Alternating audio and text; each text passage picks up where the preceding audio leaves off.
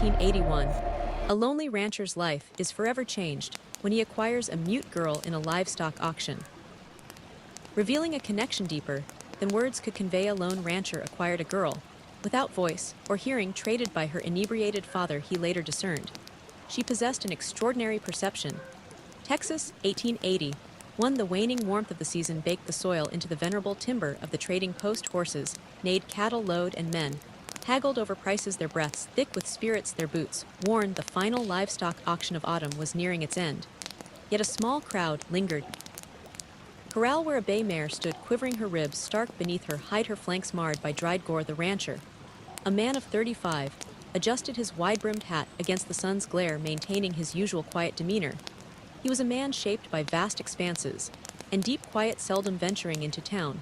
Save for necessities or equines, he had sighted the market master earlier, and now circled back as the bidding waned, his boots thudding softly on the compacted earth. It was then he observed her. Young woman, scarcely 19, stood just beyond the enclosure, her hair matted to her face, her gown rent at the hem, her bare feet were caked with dust. She uttered no sound, shed no tear, her gaze drifted unfocused. As if tracking something unseen by others, beside her stood a man, a bottle clutched in one hand, a rope in the other. The rope was tethered not to an animal, but to her wrist. Got a mute one here, the intoxicated man bellowed indiscriminately. Came from my first woman, I reckon. Don't talk. Don't hear neither, but she cleans, cooks, don't talk back cheap. A few men offered dark chuckles, one spat, the rancher turned away. He wanted no part of this, he had sought a horse. But then he sensed it, not a sound, not a plea, merely a look. The girl was observing him, no desperation etched on her face, no supplication in her posture, just a clear, unwavering gaze fixed upon his countenance. And within that look was something he hadn't witnessed in a great while. An understanding, perhaps a reflection of his own. Solitude. The drunk lurched nearer. You got silver, want the mare, she comes with it, I ain't hauling her back, not worth the dirt on her soles. The rancher paused, the mare pawed the ground, blowing foamy breath through her nostrils. The girl's eyes did not waver, he turned back, meeting the drunk's gaze. I'll take them both. The immediate laughter from nearby men was coarse and crude. Buying livestock or starting a harem? One jeered, the rancher offered no reply. He counted coins into the man's palm, enough for a horse, not nearly enough for a human spirit. Man yanked the rope toward him, but the girl recoiled, stepping instinctively behind the rancher. She's yours now, the drunk slurred.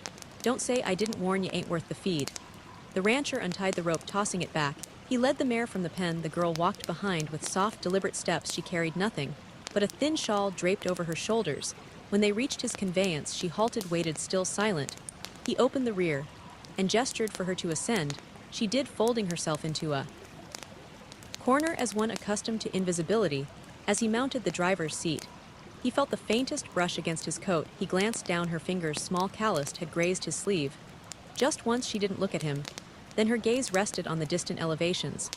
But in that solitary touch, he felt it. She hadn't thanked him, hadn't pleaded. But in that moment, she had chosen to trust him, the rancher, who conversed more readily with horses than men, who dwelled solitarily on 200 acres of ruddy Texas earth, with fences for company and unspoken scars.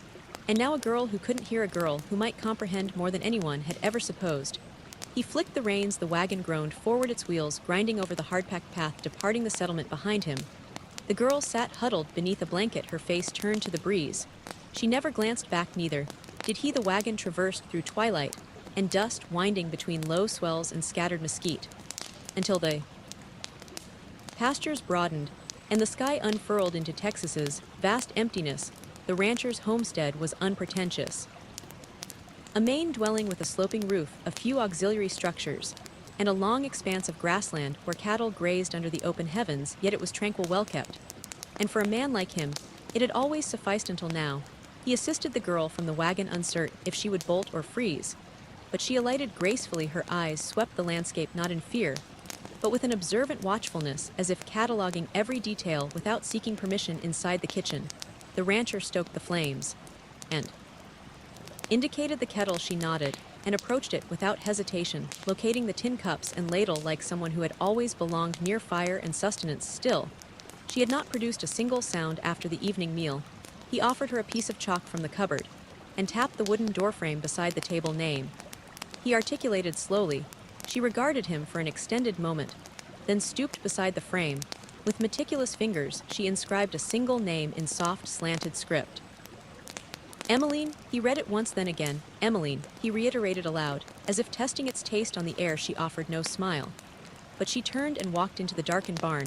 The following dawn the rancher discovered her in the stable crouched beside the same battered mare. The horse had barely consumed anything, since the sail its hind leg distended from an old strain. Emiline ran a damp cloth along the mare's flank, communicating with her hands, not words, not signs, but with the deliberate rhythm of someone who listened. With her palms and her respiration, the rancher stood at the barn door, arms crossed. He had witnessed experienced ranch hands get kicked for less.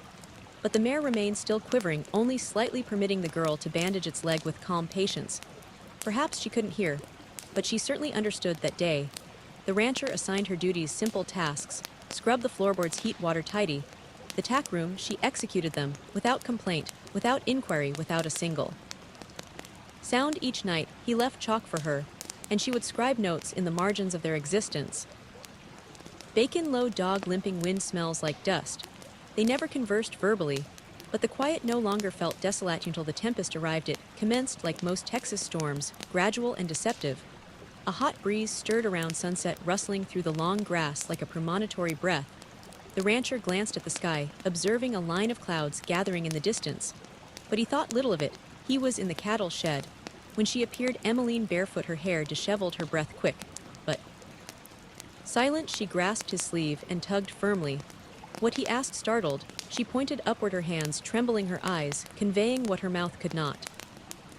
Downey hesitated mid-check of an ailing calf, but something in her gaze jolted him into action. She pulled again toward the barn door, away from the corral. Then it struck a crack, no, a shattering. The world cleaved as a lightning bolt descended from the heavens, striking the tree that loomed directly behind the cattle. Shed the blast, shook the earth beneath them. Sparks flew, the tree ignited and collapsed with a groan that resembled the sky weeping. The rancher stumbled backward, the calves bleated in terror. Smoke spiraled into the sky. He looked at her. Emiline stood motionless just outside the doorway, her face illuminated by the flickering blaze, her eyes steady, her chest heaving. She had known, not guessed, not sensed. After the breeze picked up, she had known. Before the thunder, before the air altered. The rancher walked toward her slowly, still half-stunned. How did you? But she only looked at him, silent, certain. That night after the fire was extinguished and the animals had settled, he sat beside her at the kitchen table. No chalk this time, no words, just a man with his hands resting on the wood, and a girl who could not speak. And yet somehow she had perceived something no one else could, not thunder, not wind, but the warning inherent in the world. The rancher realized for the first time in years he wasn't alone. He looked at her, hands folded in her lap. Emiline, he uttered again. She raised her eyes to meet his silence, replied. And it was enough. Since the storm, the rancher had begun to pay closer attention, not with suspicion, but with the quiet inquisitiveness of a man who had dwelt too long in silence, and now found himself confronting something he couldn't articulate, and perhaps didn't wish to. Emiline never spoke. She never signed, never penned, much more than her appellation. She possessed no books, no formal instruction, no words. And yet there were days when it seemed she understood more than anyone he had ever encountered. One morning, when the lead cow stood isolated in the pasture, refusing to eat, the rancher attributed it to the chill. He made a mental note to observe her. But Emiline, she moved without hesitation. She brought straw to the birthing stall, drew water infused with mint leaves from the well, and stood beside the cow, caressing its belly in slow, rhythmic circles. By dusk, the cow was in labor. She had known, somehow she had known. The rancher said nothing, but he watched her. That night he found no sleep. The next day he attempted again. He returned from town with tension in his shoulders, the burden of past events heavy on his back. The sheriff had spoken in ambiguities and admonitions regarding claims on the land, whispers that his father had seized more than was rightfully his during the conflict, bloodshed, displacement. Guilt, none of it was new, but it never ceased to sting. He spoke not a word of it to Emiline, but when he sat on the front step, gazing into the approaching twilight, she came and stood beside him. She did not speak. She simply placed her hand on his shoulder, light as a breeze, steady as breath. After a protracted moment, the rancher murmured, "How did you know that I feel shame over this land, shame about what my father did to retain it?" Emiline's dark eyes searched his. Then slowly she lifted her hand and placed it on his chest, directly over his heart. After that she turned and walked toward the ancient oak tree where his father's grave rested, silent beneath the Texas sky. She had never read the inscription, never posed questions, And yet she knew at night the rancher tossed in his bed, perspiring through a dream of cannon fire and scorched hills. His father's voice pierced the smoke-rough crowd, trembling. "I gave you the land and I gave you the blood on it." The rancher awoke abruptly, his breath loud in the stillness. And then he saw her. Emiline sat in a chair by the hearth. She had lit a single candle in the flickering light. Her profile appeared sculpted from shadow and grace. On the table beside the candle lay a blue handkerchief, faded, adorned with hand-stitched lace ties. Mother's. The rancher had not seen it in 10 years. It had been secured in a cedar chest. No one else touched. He sat up. How Emiline did not look at him. She rose soundlessly and walked to the door. She didn't need to explicate. He had perceived something no one else could. Not words, not memories, but pain, grief, the silent weight of guilt, pressed between ribs, the aching sound of a man's heart breaking when he was too proud to permit it to be heard. And in her quietude she responded. She heard. And for the first time in the rancher's life, he feared not for his land, nor his heritage, nor even his soul. He feared losing the one individual who knew what he felt before he ever uttered a word. The initial murmur came from the blacksmith's spouse. "She stares too long at the cattle," she remarked, folding breadcloths beneath the porch, her voice low, but sharp as wire, like she knows which one will fall next. By week's end, it was the preacher's son who fueled the fire further. "She touched our goat," he recounted to a circle of eager ears. "And 2 days later it birthed too early. That ain't natural." No one had ever heard Emiline speak, and the fewer words she offered, the more the town seemed eager to fill her silence with apprehension. At the general store, a woman pulled her child behind her when Emiline passed, even though she merely came to fetch flour. At the post office, someone spat near her feet. Most days she kept her head down. She never flinched.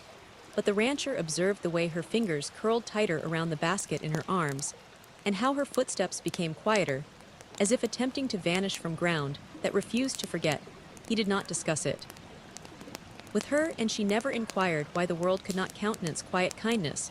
But one afternoon, when a ranch hand's boy succumbed to a searing fever, red-faced and convulsing in his sleep, it was not the physician who arrived, it was Emiline.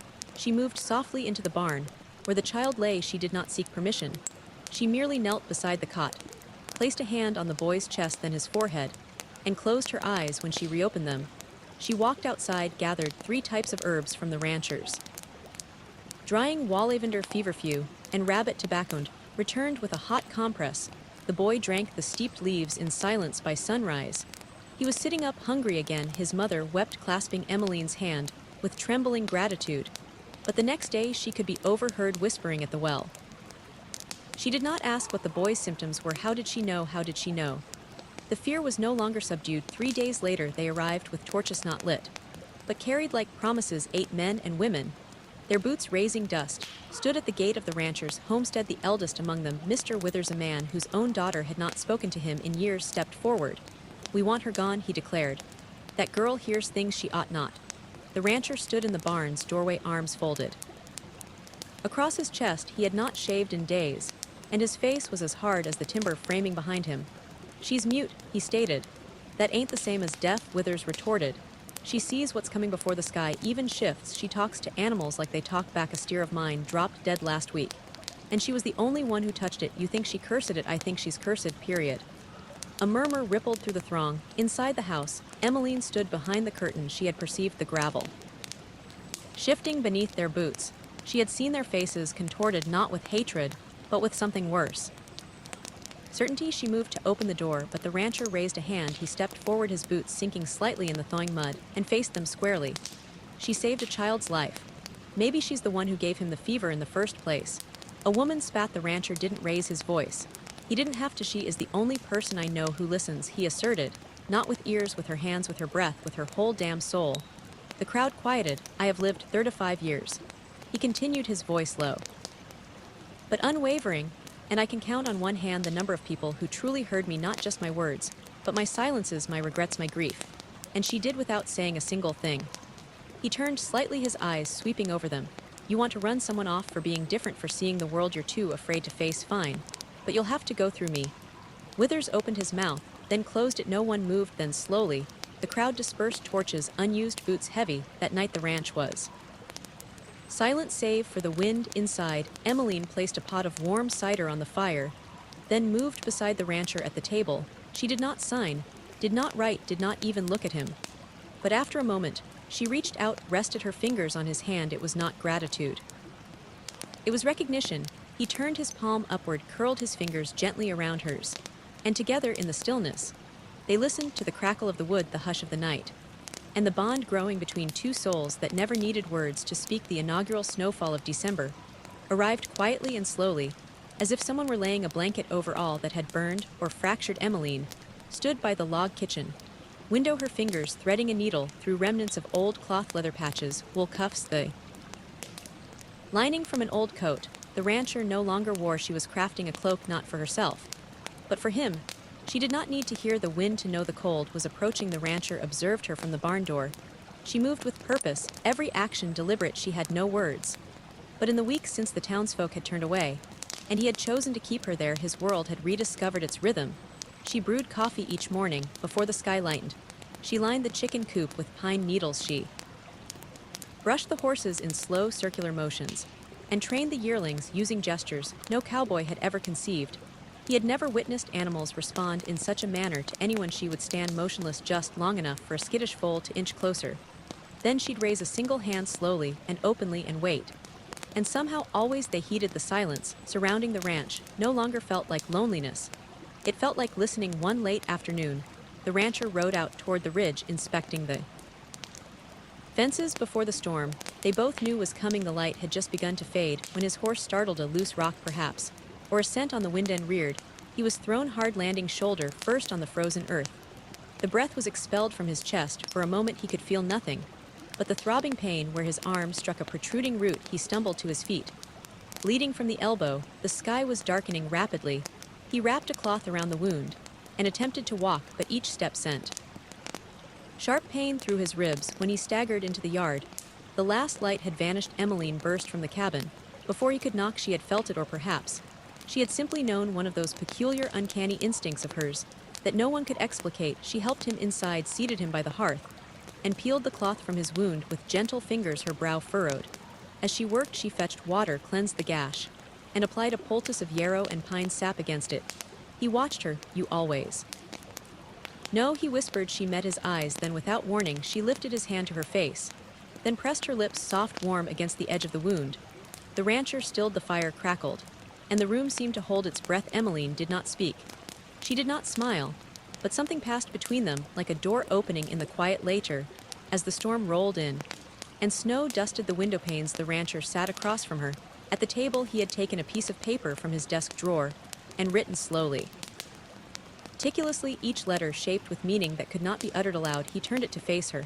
"I want to hear your heart," it read, "if you'll let me listen with mine." She looked at the words for a long time, then her fingers reached out and touched them one by one, as if to feel the truth within the ink. When she finally raised her eyes, they were moist, but not from sorrow. She reached across the table and touched his chest. Just once, just enough. And then, for the first time since she had entered his life, she smiled, not a polite smile, not one of fear or gratitude, but a smile like sunrise, like something breaking free after being held in too long. Outside, the wind howled. But inside that cabin, a silence deeper than words had found its voice. And it was warm, and it was real. The days softened, winter still gripped the ridges. But between storms, life gradually returned. So did something else, something quiet and steady between the rancher and Emiline. She instructed him in sign language, *water, fire, thank you. Her fingers moved like branches in the wind, and though he fumbled, she never chuckled, only touched his hands, guiding them until he succeeded. He taught her to ride. She had never sat a saddle before. The first time she clung to the horn, knuckles white. But he walked beside her, speaking softly. Though she couldn't hear, she moved with the horse, anyway, sensing its rhythm through her very bones. They constructed a small annex off the cabin, part shelter, part sanctuary. There they shared meals and silence by the fire. They had no need for words. Their glances conveyed more than language. Could he notice details? She smiled when birds congregated at dusk. She flinched at sudden crackles in the fire. She always perceived a storm before its arrival. One night, he spelled a sentence in shaky signs. "You make this place full," she gazed, then touched her fingers to his lips. Not a kiss, just a thank you, a way of saying, "I hear you too." Then came the tempest. The rancher had fallen asleep by the fire after mending fences all day. The sky had been calm. No warning, the lantern flickered low. He awoke to her hand on his shoulder. "Emiline." She pulled at his coat and pointed toward the barn outside. The wind had shifted, clouds raced past the moon. The air felt wrong, electric in the barn. the horses thrashed Emiline moved. Through them like the wind itself, touching each flank calm, and certain a loud creak sounded overhead, the rancher looked up a beam cracked. "We need to move them," he shouted, but she was already leading the mare out, signing rapidly.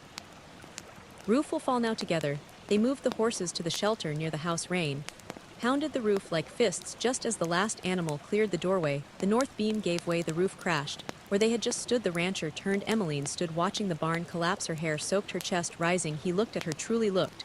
She was still grounded, a part of the wind, and rain not separate from it. "How did you know?" he inquired. She touched her chest, then pointed to the sky. He understood, she felt it. Later in the cabin, he offered her a blanket and sat beside her. He took her hand and spelled, "You belong to this land." She smiled, then placed his hand on her chest over her heart, and for the first time he felt her rhythm. Quiet, steady, she did not hear like others, she heard deeper. And the rancher in that moment knew he had finally been heard too. The wind that once carried whispers now brought footsteps, hesitant, then trusting. Something had shifted in the town, beyond the rancher's fences, not loudly, not suddenly, but in silence, as most genuine change begins. The first was Tom Weaver, a ranch hand with a torn shoulder. The doctor was away to the east, and no one else knew how to properly bandage a wound. He arrived one gray morning, reins in one hand, the other arm limp. The rancher spotted him from the porch. "What do you need, Tom?" Tom nodded past him to where Emiline knelt by an herb patch. "Heard she mends things quiet like." The rancher gave a slow nod. "She does." Emiline approached without a word. She examined the arm, her hands steady, her brow creased in thought. She moved, as if listening not to utterances, but to something profound. When she pressed the correct spot, Tom winced, then sighed with relief. 2 days later, a widow came. She had not slept in weeks. Emiline sat with her at dusk, her hands gently resting on the woman's shoulders, until the trembling ceased. The following morning, the woman returned with a pie and a hand-knitted scarf for the girl. She stated, "The one who hears more than we do." That winter passed with fewer raised voices, fewer names spat in fear. The rancher and Emiline lived, as before, quietly, but now passing townsfolk tipped their hats, some left preserves. By the gate each morning, Emiline wrote on the chalkboard beside the kitchen, "Today will be good, I can feel it." Sometimes she was mistaken, but most days she was correct. And gradually, people came to believe it. Then came the Sunday that altered everything. The frost had just lifted, the church bell tolled, and before its echo faded, panic spread. A 7-year-old boy had vanished from his family during morning chores. One boot was discovered near the tree line. Nothing more. Men shouted, mothers wept, dogs barked. When the rancher and Emiline heard, he reached for his coat. Emiline, already beside him, placed a hand on his arm, then knelt. She pressed her hands to the earth, palms, wrists, her whole forearm. Then she crawled forward, pausing, tracing subtle marks. A shifted pebble, a broken twig. The rancher stood and walked. He did not look back, but they followed. Then Tom, then others, through thickets, up ridges, down dry creek beds, until in a settling clearing they saw him. The boy curled beneath a bent tree, his ankle swollen, his face streaked with dirt and tears. Emiline ran. She knelt, checked his leg, brushed hair from his eyes. Then she looked up at the rancher, not proud, not triumphant, just relieved. When the boy was safe and the story recounted, no one called her strange. They called her what she truly was, the girl who hears with her heart. The wind moved slowly that evening, brushing gently over the tall grass, as if remembering every name that had ever been whispered on this land. Years had passed. The ranch still stood, weathered, wiser, enveloped in the steady rhythm of a life. Unhurried, the rancher walked a little slower now, and Emiline's hair had grown long and threaded with silver, but neither of them kept track of years and numbers. They measured time in seasons, in moments held quietly between two hands. In the soundless way a heart says, "I'm still here." The children came most mornings from the town, from the edges of the hills, from places where words were often spoken too swiftly or forgotten too easily. Here they found something else. They learned to listen, not with ears, but with their entire being. They sat with Emiline in the garden, as she taught them how to discern the difference between fear and shyness in the twitch of a rabbit's nose. They stood beside her in the stable and watched her place a single hand on a horse's flank, calming it with nothing but her breath. She did not instruct with rules, she taught with silence. And with the rare, precious way, she smiled when they understood something without having to voice it aloud. The rancher constructed a wooden bench beneath the cottonwood tree behind the house. That's where they sat most evenings, he and Emiline, shoulder-to-shoulder, watching the sun descend into the hills. On those evenings, neither spoke. Much they didn't have to. He would pour 2 mugs of tea, still warm from the kettle, and she would take his hand her thumb tracing a slow rhythm across the back of it. Sometimes he would retrieve an old harmonica and play a tune without a name, and she would close her eyes and sway as if she could feel the song ripple through the dusk. Then one evening, as shadows lengthened across the wheat field, and a hush fell over the trees, Emiline turned to him. She had acquired a little speech over the years, not much, just enough to read lips and shape a few careful words most days. She still preferred her hands, but this time she spoke with her voice. Voice unaccustomed to being heard, soft as a leaf falling in snow.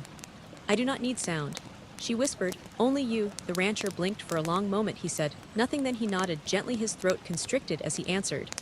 "I hear you always have." They remained like that until the last light faded from the sky. The next morning, a new group of children arrived. Emiline wrote a sentence in chalk across the wooden slate nailed beside the front door. She did it every morning like a ritual. Today it read, "The day will be kind, I feel it." No one asked how she knew, they just believed her. And when the old folks in town spoke of the girl who once could not speak or hear, they no longer whispered the word witch. They called her the one who listens with her heart. Some still shook their heads in skepticism, but most just smiled or nodded or came by with a pie, and stayed long enough to depart with something gentler in their chest. That winter a boy became lost during a snowstorm. Emiline knelt in the snow outside, pressed her palms to the ground, and tilted her face to the wind. Then she stood pointed west. The rancher followed her for 3 miles through a grove of pine trees, until they found the boy curled beneath a fallen log, alive, frightened, but safe. They never questioned her again. After that, the concluding scene of the year found the rancher and Emiline walking together through the pasture. The sky was vast, brushed with amber and lilac. Their steps were slow, steady. A mare and her foal grazed nearby. The world was quiet, but never empty. They paused at the crest of the hill. Emiline turned to him, and for the first time laughed, not a loud sound, but a ripple of air that shook her shoulders and illuminated her face like dawn. The rancher smiled and kissed her temple. No one narrated their story. It didn't need to be told because it was still unfolding.